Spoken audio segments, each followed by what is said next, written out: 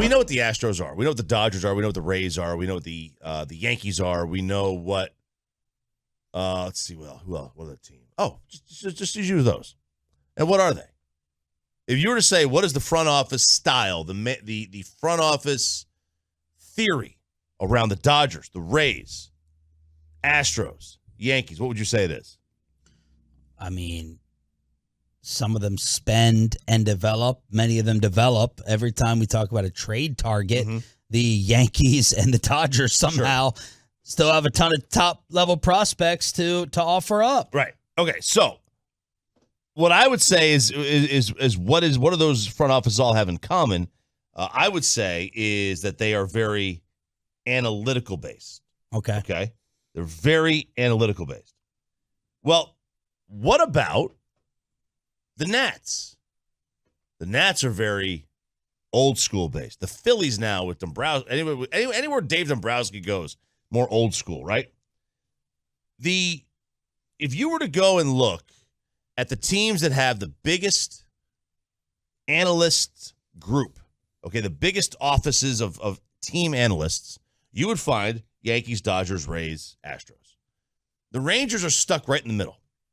They have, as of 2021, 8 analysts, whereas the Dodgers and the Yankees and the Astros have 15 or more. Oh. Okay, the Yankees have 20. They've got the biggest one. Dodgers right there. Rays have a ton. They're not committing to one. They're trying to dip their toe in both the old and the new school. And you got to go all in on something. If you're going to go and if you're going to do something, do it. That's why a lot of people yesterday were critical in terms of JD's biggest mistake.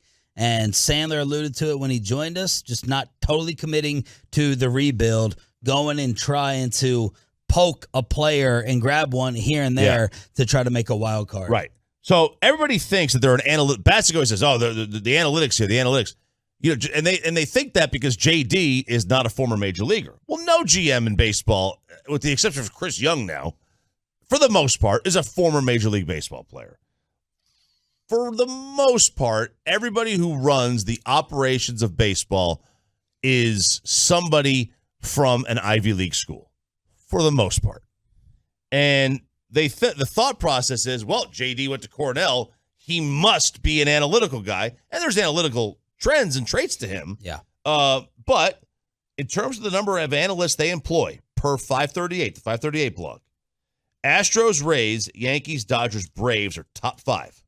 Coincidentally, all 5 teams have either won the World Series, been in the World Series, or been in multiple league championship series over the last 5 years. Every single one of them.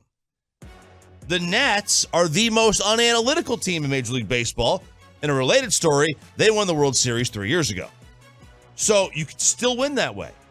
But you've got to pick a lane. So let's just say we go full Rays, Dodgers route. What does that mean? Full analytical. What does that mean for your organization? Well, it means you take pitchers out the third time through the order almost exclusively without worrying about who the pitcher is. You commit to certain base running ideals. Steal bases at a high rate, and these things change.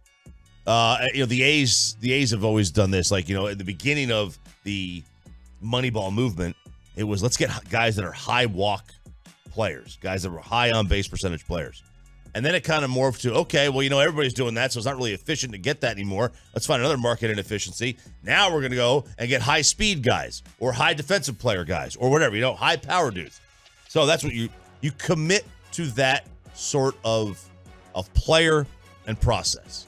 And the thought process throughout the game, which is basically the manager goes out there. They have a plan from the start to finish. In the 5th inning, we're going to go to this guy. In the 6th inning, we're going to go to this guy. If we're up by 2 runs, we're going this route. If we're down by 2 runs, we're going this route.